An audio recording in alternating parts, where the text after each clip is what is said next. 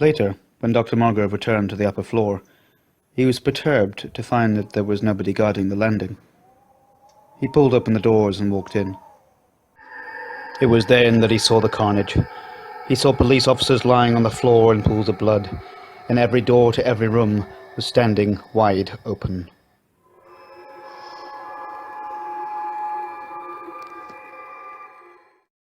Dr. Margrove stepped forward into the corridor. He approached one of the bodies and felt for a pulse. The man was dead. Dr. Margrove was now starting to panic. He rose quickly and ran along the corridors, looking in the open doorways. All the patients had gone.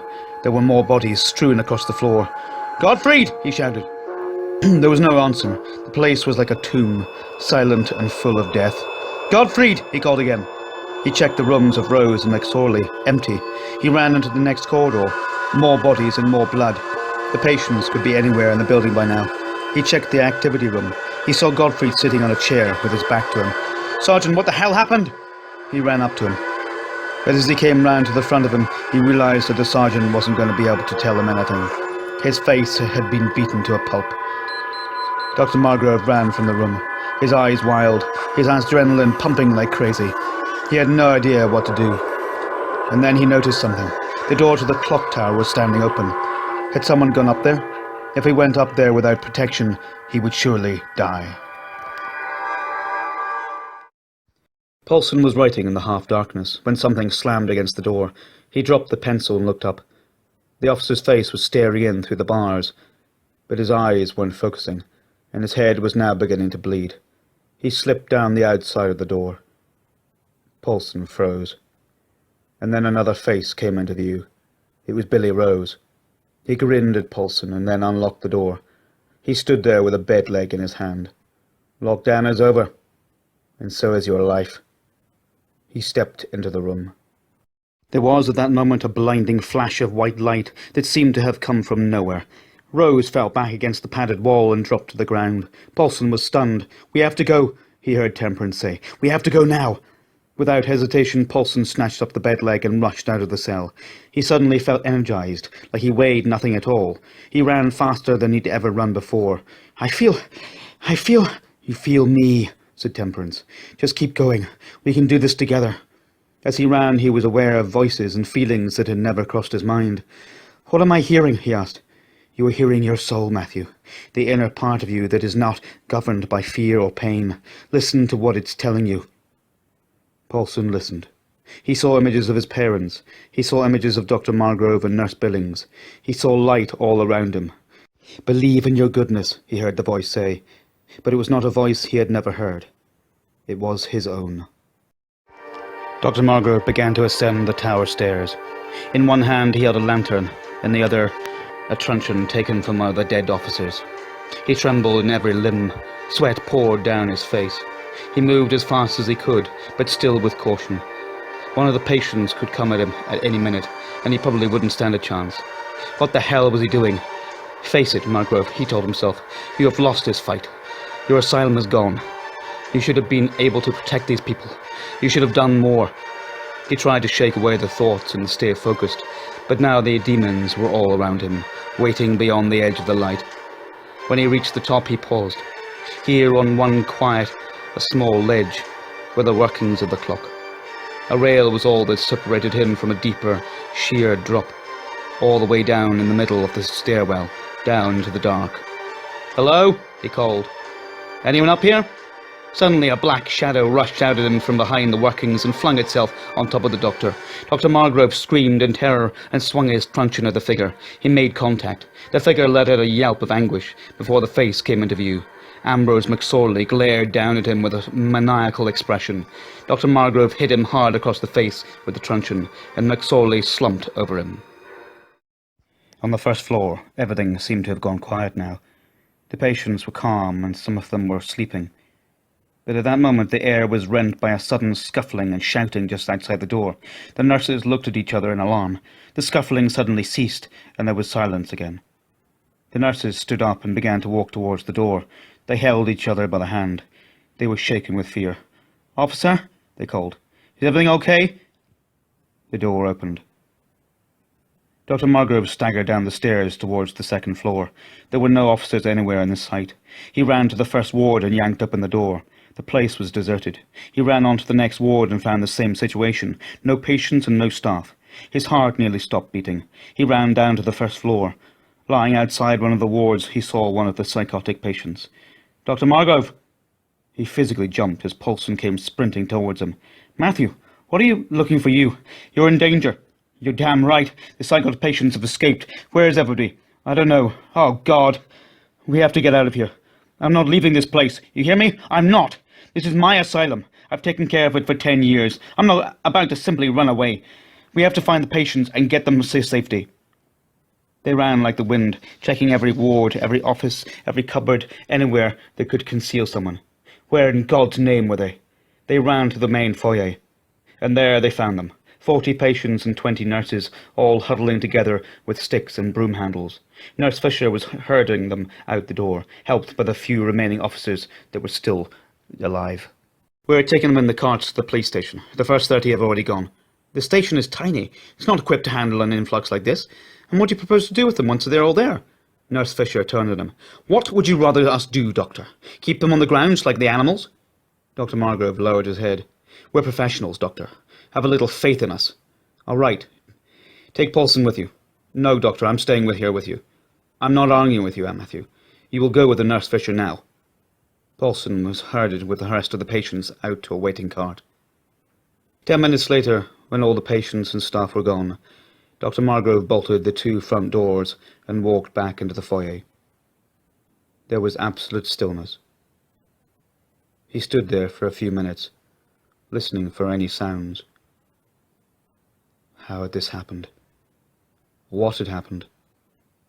He began to wander along the ground floor, but slowly, like a man who had given up, a man who had lost all hope. The last remaining soldier on a battlefield, surveying the scattered carcasses of his comrades. Just like my patients, he thought. They are battle-weary. They cannot fight any longer. I try to be the one who carries the wounded to safety, to pastures green. But now I have led them into a new war. Slowly he made his way up through the building he knew so well. He reached his office and shut himself in. He sat down at his desk and opened his diary. I have failed in the past, but this is my greatest failure yet. I have lost 12 patients and 4 nurses. I can barely begin to put into words the guilt that I feel. I have been unable to control the situation. I, John Margrove, the founder of this institution, have been thoroughly inept. I have only ever wanted to help these people, and I could not do that. I will go to my grave with eternal shame. Dr. Margrove suddenly looked up. He had heard something outside the door, a footstep. "Who's out there?" he called. Nobody answered. Dr. Margrove grabbed a letter opener from his desk and stood up. He made his way slowly towards the door. "Who's out there?" he called again. Still nobody replied. He grabbed the handle and flung open the door. There was no one there. He stepped out into the corridor. The apparition was no more than 20 feet away. She stared at him with cold eyes, draped in a black gown. But the gown did not touch the floor. Instead, it hovered a few inches above it. The figure cast no shadow on either the wall or the ground. The letter opener dropped from Dr. Margrove's grasp. "Who are you?" he asked. "You know who I am, Doctor." The voice was like a hiss from a serpent. "Why have you done this?" The apparition laughed. And then he saw them, 2 figures at the far end of the corridor. "Your time has come, Doctor." Dr. Margrove ran back into his office and locked the door. Then he put one of the leather chairs up against it and dragged his desk in front of that. He backed away to the other side of the room. Suddenly there was a violent crash on the other side of the door. The furniture vibrated but stayed in place. The crash came again a couple of seconds later, but again the barricade held. but on the third crash the top half of the door splintered into the room. McSorley's battered face appeared once more. He was raging, his teeth clenched together. He clambered in over the furniture, followed now by one of the other patients. Dr. Margrove was trapped. "Stay away from me!" he screamed, his voice starting to break. They rushed at him. Both were carrying police truncheons. They started to beat him viciously. Dr. Margrove fought back, defending himself as best he could. He grabbed hold of McSorley's truncheon and tried to wrestle it off him, but he lost his grip and fell back onto the floor. McSorley raised the weapon above his head. Suddenly a hand gripped it from behind and wrenched it out of his grasp. Paulson hit him over the head with it, again and again until McSorley fell.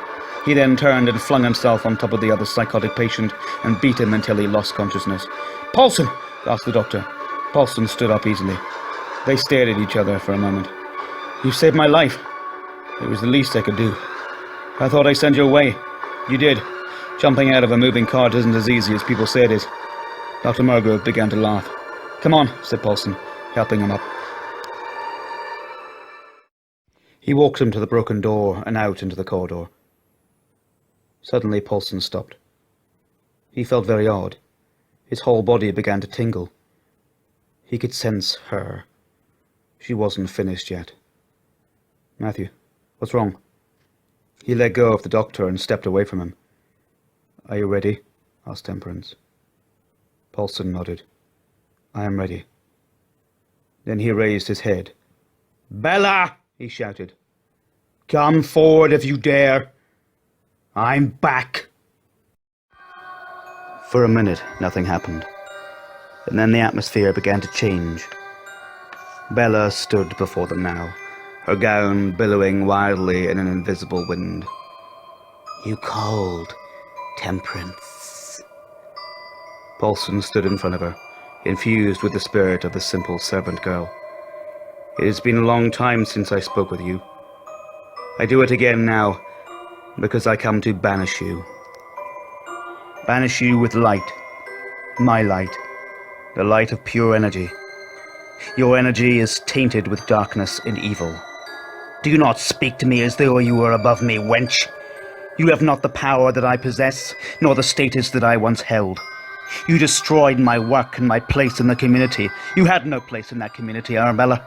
You took many lives, the lives of innocents, the lives of children, and you took my life in order to save yourself. Well, no one can save you from being dragged into the god light. You spit idle threats at me, Temperance. I will never go into that light. Not willingly." Paulson suddenly felt immense warmth. It came up through the soles of his feet and travelled the length of his body. Was it his imagination, or did the corridor seem to be getting brighter? He blinked in the dazzling light that seemed to emanate from him. Bella started to scream and curse. She held up her hands in front of her face as though she were being burnt herself. "How does it feel, you bitch? How does it feel to burn?" Bella screamed even louder. "You are feeling my pain, my fear. This is what you did to me, and I curse your soul, Arabella. Now go to the light of all creation. Go now and never look back." Bella writhed as if engulfed in fire. And then her screams seemed to change. They changed from cries of pain to cries of mirth. Bella was laughing. She laughed so loud that it was almost ear-splitting. "You think you can destroy me, you ignorant girl. You did not succeed back then, you will not now." Suddenly the corridor began to teem with bodies. They came out of the shadows towards them, the rest of the psychotic patients. "We're finished," whispered Dr. Margrove. "Yes, Doctor. You're finished. You will die as I died. Every bone in your body will break.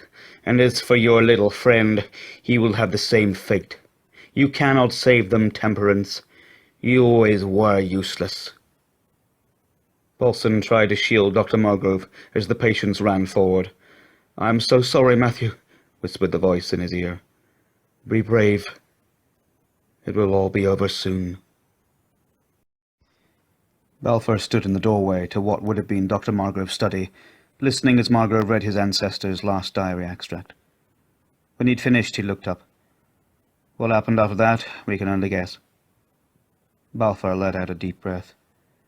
The two of them were found battered to death in each other's arms, almost as if they had been trying to protect each other. He closed the file. So what do you make of it all? Asked Balfour. What do you? Balfour shook his head. I don't know. Maybe it was paranormal, or maybe it was just paranoia. Whatever the reason, it's very unsettling. It was at that moment that both torches went out, plunging them into darkness. What the hell? Margrove clicked the button. Nothing. I put fresh batteries in here earlier, damn it! Do you have any spares? Came Balfour's voice. There was a pause. Oh, yes I do, but they're in my car. Balfour fished in his pocket for a lighter. He found one and flicked it on. Give me the keys. I'll go. Margrove handed them over. I'll be as quick as I can. Balfour disappeared, leaving Margrove alone for the second time that night, this time in complete darkness. Silence. Margrove shifted his feet uneasily. He hated being alone.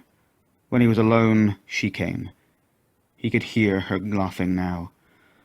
"Why do you torture me?" he asked. Again came the laughter.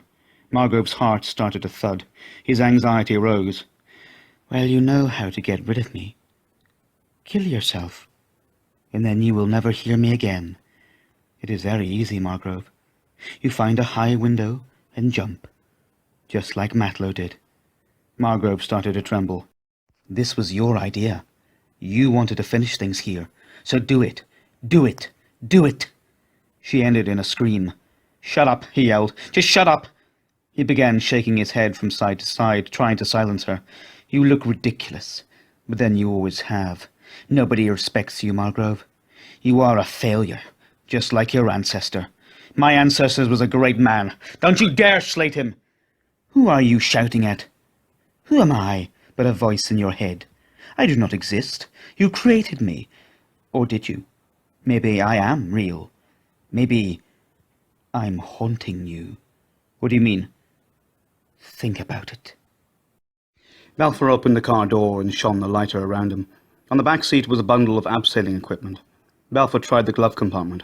He found the batteries and put them in, then locked the door and headed back. The wind was still howling, so the lighter was useless, but the moon continued to come and go. Suddenly, something caught his attention. A flicker of light from one of the windows on the second floor. He stopped walking and stared at it. He had left Margrove on the other side of the building with a dead torch. So who or what was creating that light? He re-entered the building and began climbing the main stairs to the second floor. Halfway up, he stopped and loaded the batteries into his own torch, then continued on. At the second floor, he turned right and began walking along the corridor. "Hello?" he called. There was no sound from in front of him. He was walking slowly, trying to watch where he put his feet. He continued on, shining his torch into the rooms leading off the corridor. He realized his breath was coming hard and fast. What if Margrove had been wrong about squatters? What if this building was not as empty as they had first thought? When he reached the end of the corridor, he found an old shower room with broken tiles and mould and scum on the walls. The old shower heads were still there, dry as bones. He turned to leave. He heard the step behind him. It sounded like a foot that had landed on a wet tile. Balfour froze. He didn't want to turn round, because there should have been nobody in that room. Whoever it was seemed to have materialized out of thin air. He heard another step, again as if stepping on a wet tile, but now he knew it. It was bare feet. Balfour's heart was beating so fast now. He heard the rush of blood in his ears. The hairs on the back of his neck were standing on end. Suddenly he took a deep breath and whirled round. She was standing a few feet away from him, draped in what looked like a white shift. Her hair was blonde. It came down over her shoulders. She was young, perhaps 18 or 19. Her face was beautiful. She was staring straight at him. Balfour let out a huge sigh. Margrove was on his knees, sobbing. He could still hear her. She was ripping chunks out of him. "You can't even get yourself a decent job. What are you still doing here? Kill yourself! Kill yourself! Kill yourself! You worthless runt! Everybody hates you. God hates you. Your family hates you. I hate you. More than you know. What are you talking about? We've been here before, you and I. Battled it out together. You're making no sense, and I'm not listening anymore." He rose to his feet and staggered from the room. He knew where he was going, even in the darkness. He knew this place like the back of his hand. It had been passed to him via association. It was he who was putting it up for demolition, he who wanted to die within its walls. The voice was right. His plan tonight had been to come here, resolve some issues surrounding his ancestor's death, and then take his own life.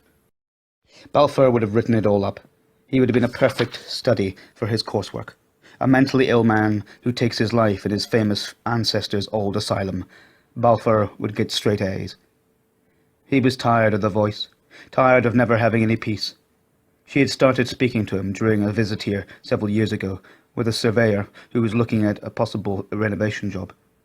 It had been a tough month for him, and he initially thought it was just down to stress.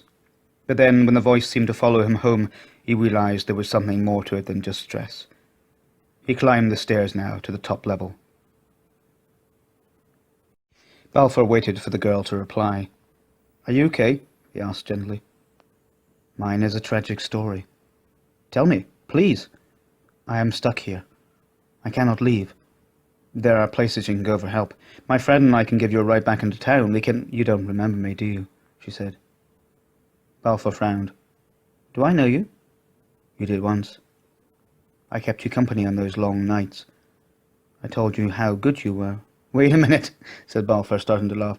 "If you're talking about my clubbing days, then I hardly remember. Most of the time I was stoned, so I'm not talking about your clubbing days, Jamie. I'm not talking about this life at all." Balfour's smile disappeared. "Who are you?" he asked. "Temperance," she replied simply. Balfour stared at the girl. "What did you say?" "You know what I said, Jamie. And you know who I am. That is why you are here." There was a pause. "You're Temperance? The ghost we've been reading about? The one who talked to Paulson?" She nodded. "Oh my God," muttered Balfour. "I'm talking to a dead person. We all die. The only difference between you and I right now is that you have a body and I do not. Otherwise we are just the same. Two people with a purpose. But our purposes are more similar than you might imagine." "Similar?" "Yes. I would go so far as to say they are the same. And what is that purpose?" "To destroy her. To send her back. My purpose has not changed in many centuries. I am still here, Jamie. Still waiting for my moment of glory. So are you." "What do you mean, so am I?" "You know why you're here."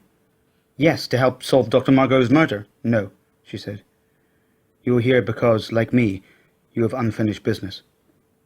We have been here before more than once. We tried again during World War I, all three of us. We lost. You were his gay lover, but she manipulated you, and you killed him in a fit of jealous rage. Then you were hung for murder. I tried to stop it, but I couldn't.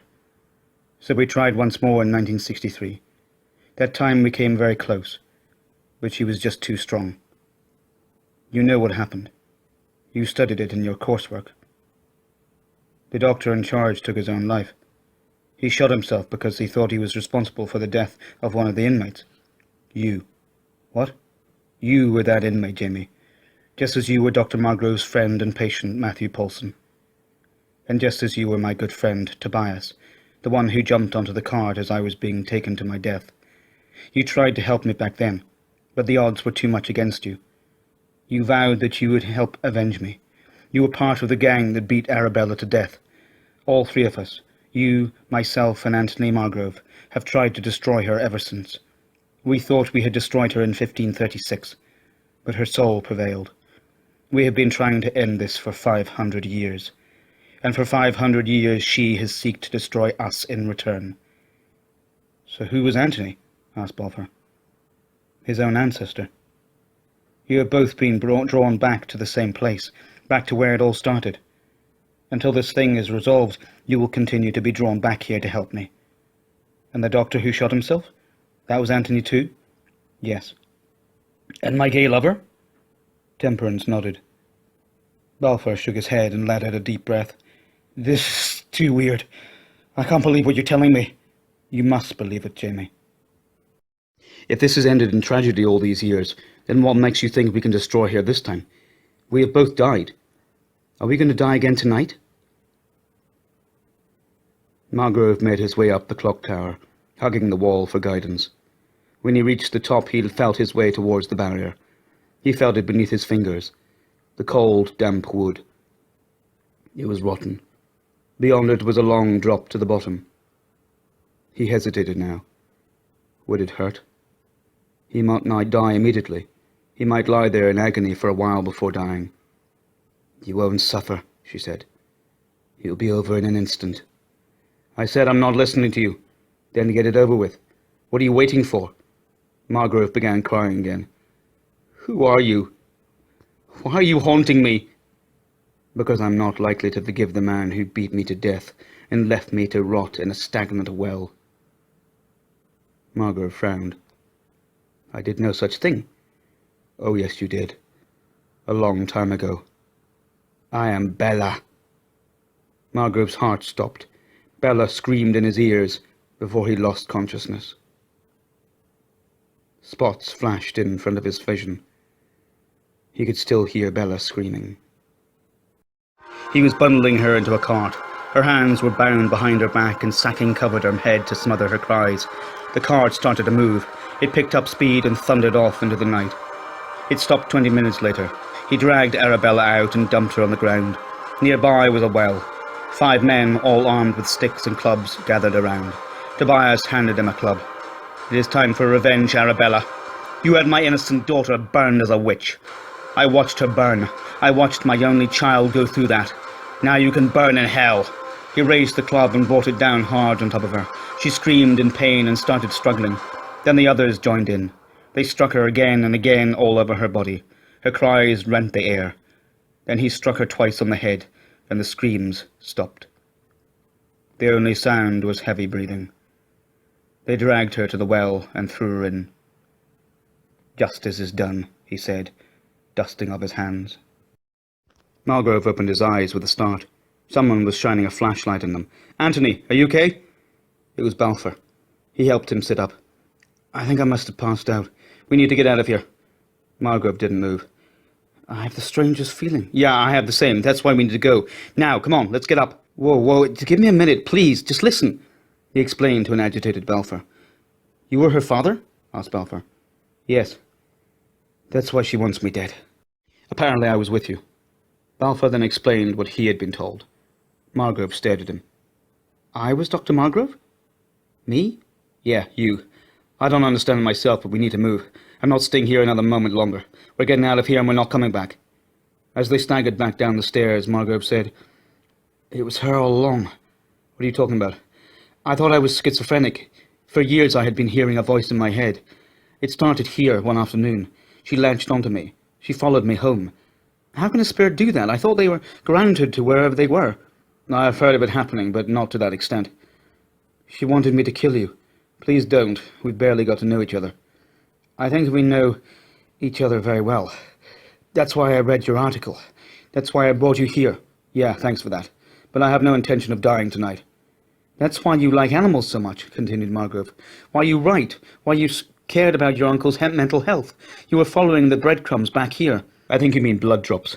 And if I was indeed Matthew Poulsen, then I would want to make sure that my incarceration here ended from today." They reached the bottom of the tower and began moving back through the top-floor rooms. And then they heard the whistle. The blood in Balfour's veins froze, but his heart leapt up into his throat. "Who the hell is that?" "It's me." Bella's apparition appeared to them at the top of the stairs, blocking their exit. There she stood with her pale face shrouded in her black gown. "Going somewhere?" "As far away from this place as we can," shouted Balfour. "We want nothing to do with you anymore." "Why would you want to get away from me? We all know each other so well. Stay a while." "We've got our lives to live." "But you stole mine!" screamed Bella. "You took away my physical life." "Because you're a murderer," yelled Margrove. "You killed people.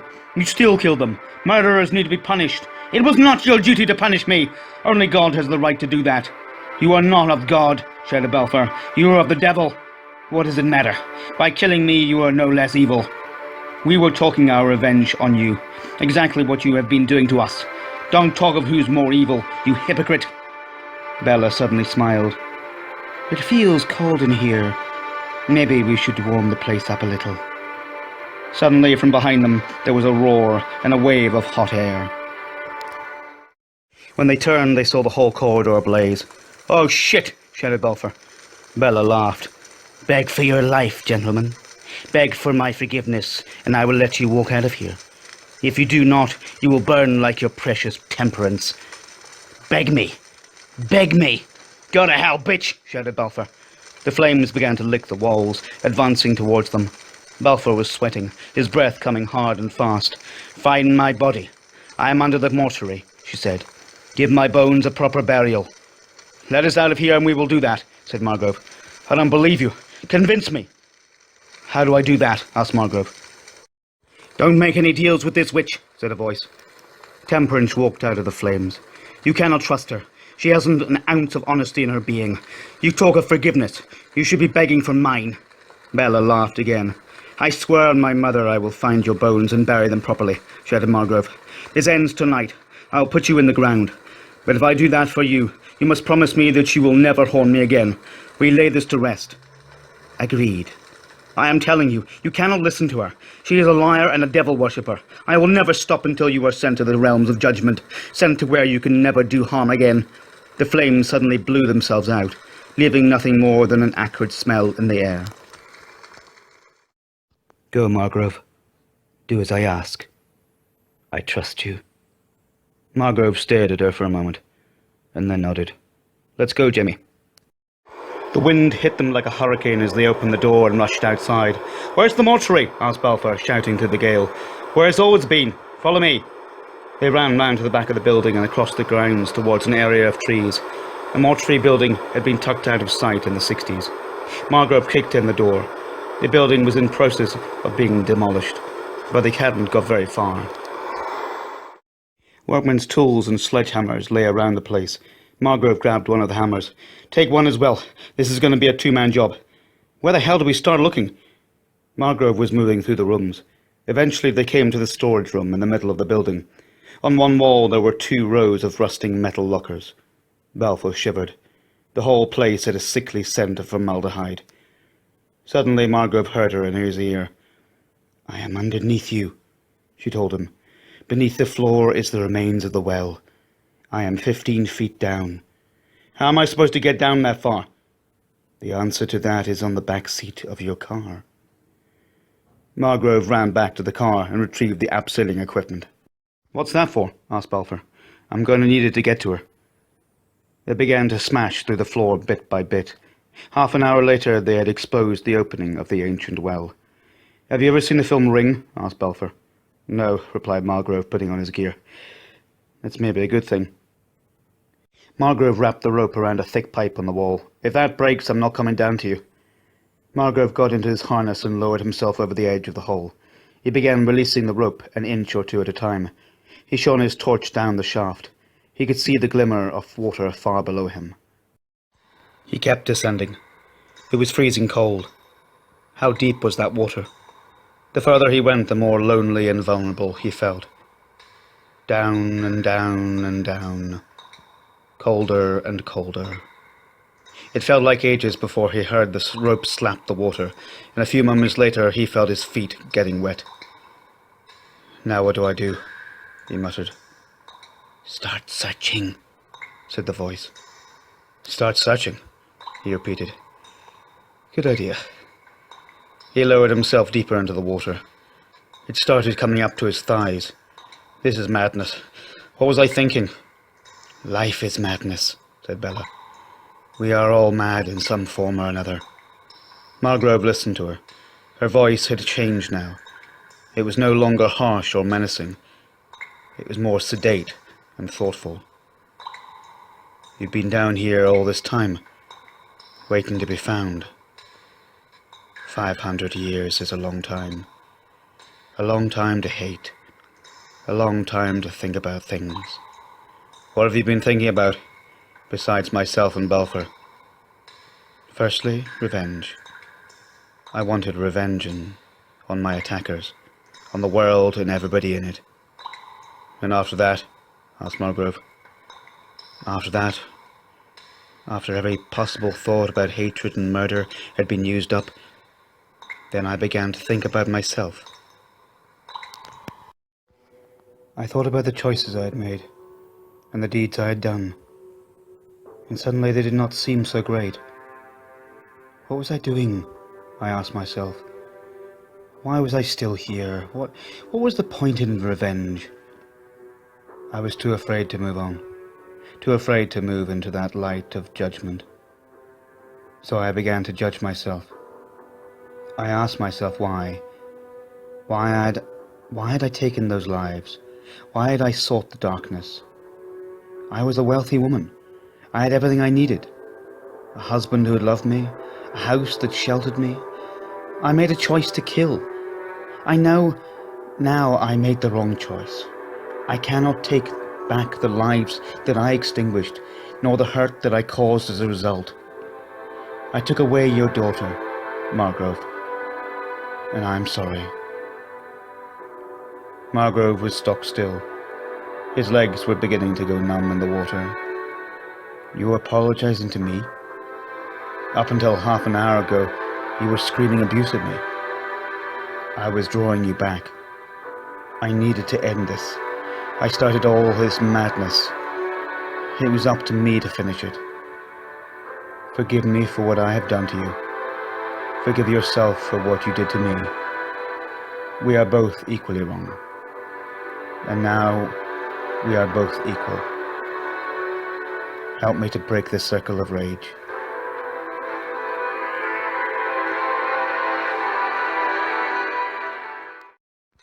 Margrove was staring at the wall in front of him.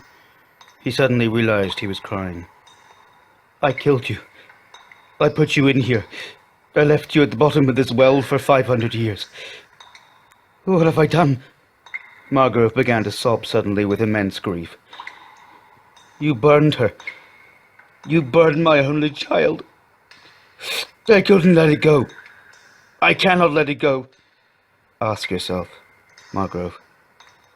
Ask yourself just what it is you cannot let go. Is it purely the fact that you lost your only child? Or is it the fact that you took your revenge on me in such a barbaric way that you did not fully recognize the killer within you? And you have felt guilt ever since. Margrove closed his eyes. Think about the life you are living now, Anthony. What do you feel? You feel hatred towards yourself, not because you did not make it as a doctor. Think of that merely as a cover story. Instead, this is all about what you did. You cannot forgive yourself, and until you can, the torture wheel will forever spin. As your ancestor, you felt guilt for failing your patients. In reality, you were again punishing yourself for your past sin. When you were gay, you secretly felt guilt about that. Guilt and self-loathing have been very prominent in your lives, like they have been in Balfour's lives. But you tried to help people too, in order to heal. You tried to help Balfour more than once. You showed him that he was a good person, a decent person, a person who could love himself. As Paulson, he was punishing himself.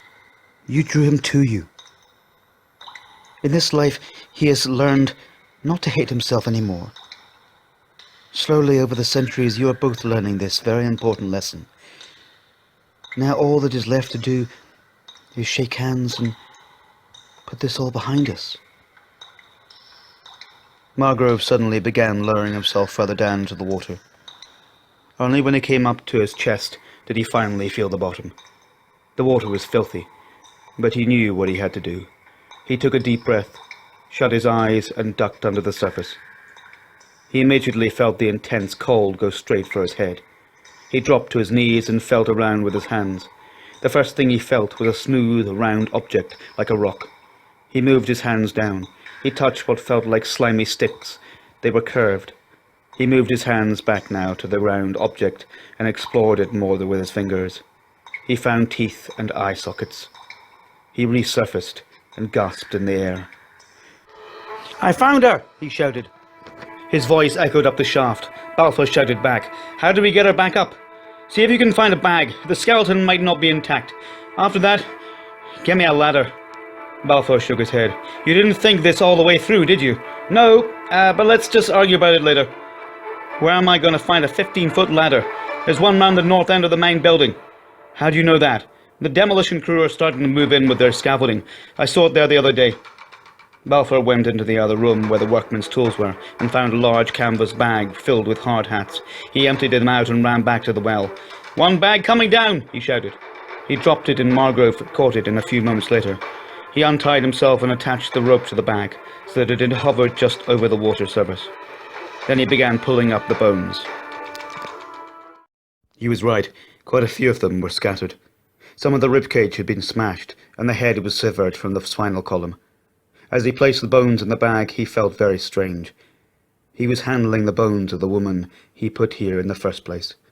He had broken her ribcage. He retrieved the skull and held it in his hands for a few moments. The back of the skull was smashed. Had that occurred from the fall or from the last blows he dealt her? He placed the skull gently in the bag and carried on collecting. It took him 10 minutes to locate all the bones and bag them up. Meanwhile, Balfour had found the ladder and had dragged it back to the mortuary building. Sweat poured down his face. He dragged it through the doorway and over to the wellhead. As he began to lower it down, he fairly soon encountered a problem. The top of the ladder hit the ceiling and got stuck. "So much for your genius plan. This ladder is far too big to fit down here." "Just keep trying," Margrove shouted back. Eventually, after much shifting, shoving and swearing, Balfour managed to get the ladder at the right angle to push it all the way down the shaft.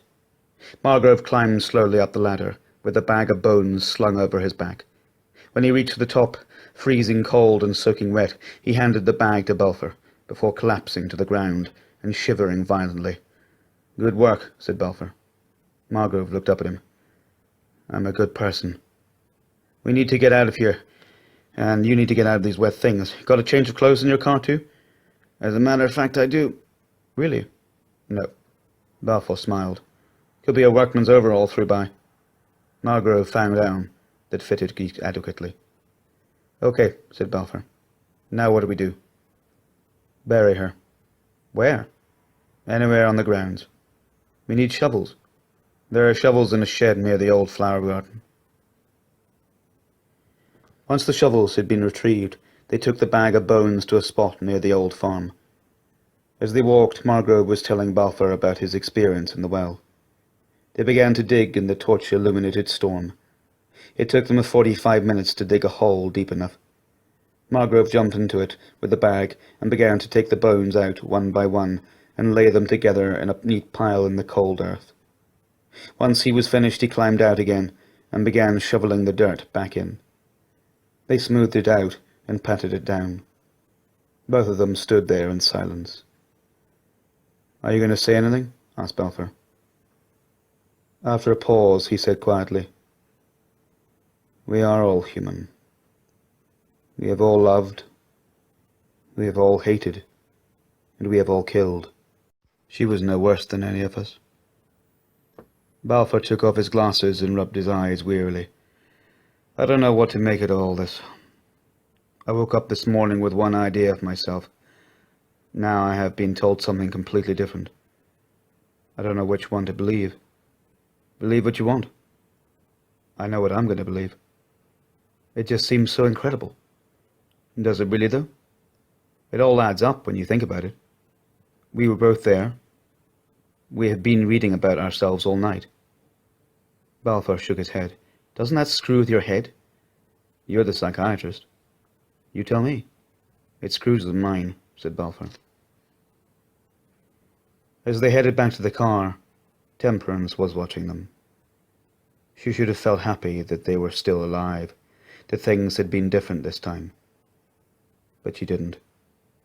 She just hadn't been able to let it go. It wasn't fair. She should not have died that night. Even after her father had killed the woman responsible, she still couldn't let it rest. "God," she whispered, "are you out there? Can you see my suffering? Why did you abandon me to this fate? What did I do wrong? If I am being punished, I think I have been punished enough." The wind blew around her, but she did not feel it. She felt nothing, no sense of heat or cold.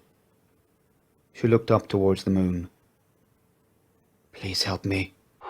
She found herself back there again, Back at the crossroads where the crowd were gathered to watch a witch burning, she felt the fear in the pit of her stomach. She felt the ropes being tied and the tar being painted onto her restrained body. It cannot be happening again, she told herself. Not again! And then she saw Arabella standing behind the priest. It's her, she screamed as the priest began to talk. It's not me, it's her. For the love of God, you must believe me. He doesn't have to believe you, said Arabella. At that moment, Arabella stepped forward and whispered something in the priest's ear. He stopped talking and listened. Whatever she's telling you, don't listen, and don't be fooled by her. The priest looked up at Temperance on the stake. His eyes seemed to burn into hers. He made a gesture to the guards. No! She screamed. But she soon stopped screaming. The guards were untying her. They offered their hands to help her down onto the grass. As she walked away from the stake, Arabella was walking towards it. She was taking her place. As they passed each other, Temperance said, What did you tell the priest? I told him that I was the witch, not you. As the flames began to dance around Arabella's ankles, Temperance heard her say, If this is what it takes, Temperance, I will burn for you. I will burn for our friendship. What friendship? There is no friendship between us. Of course there is. You just don't remember. We have been friends through many lifetimes, and we'll be friends again. The flames were burning all around Arabella now, but they seemed to have no physical effect. She was not burning at all. Temperance stared in amazement. You are using witchcraft to save yourself, shouted Temperance. I do not need to use witchcraft, my dear Temperance. These flames are not real. They cannot harm me, just like they did not harm you. She suddenly broke free of the restraints and stepped out of the sacks of burning wood. You see, Temperance, it is all illusion. Pain, fear, death, murder, witchcraft, like nightmares, they are all in one's mind. Suddenly the guards were removing their helmets and laughing. They came towards her and showed her their spears. She touched the end of them, and they were blunt. They kissed her hands and bowed to her. The crowd was cheering and applauding. And all at once, they faded away. They were alone at the crossroads. The moon was bright, and the owl that sat on the signpost hooted peacefully in its pale light. They were holding each other by the hands. The Roman centurion smiled at the red-haired girl in front of him. Well, he said, was that really so terrible? The woman smiled. It had its moments.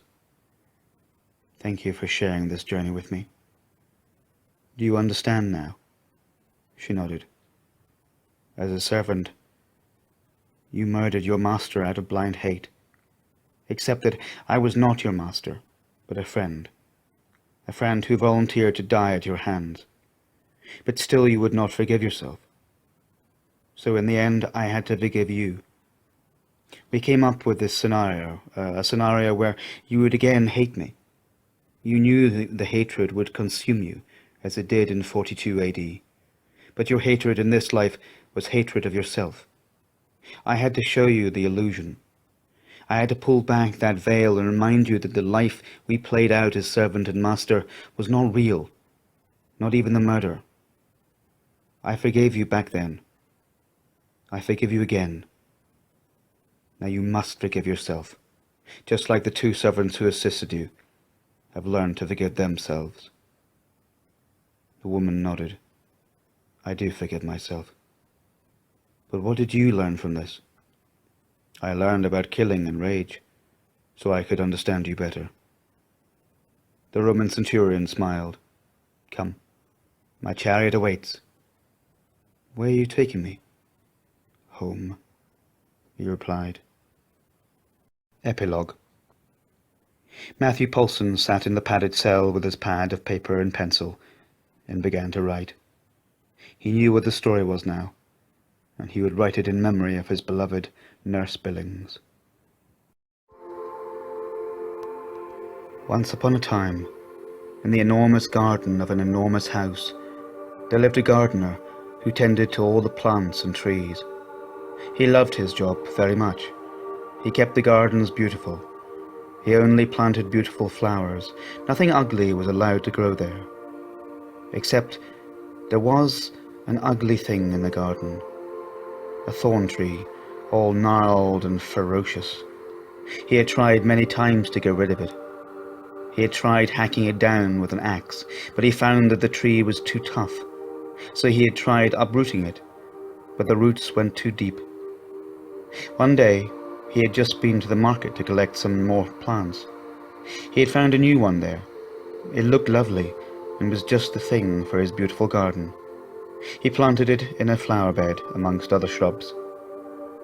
Now the gardener was very fond of tea and would recreate his own by blending dried petals from different flowers.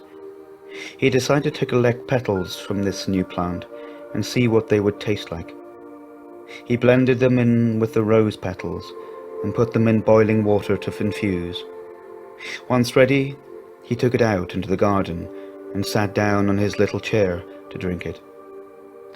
He had only taken a few sips when he began to feel very ill. His heart started to pound faster and faster.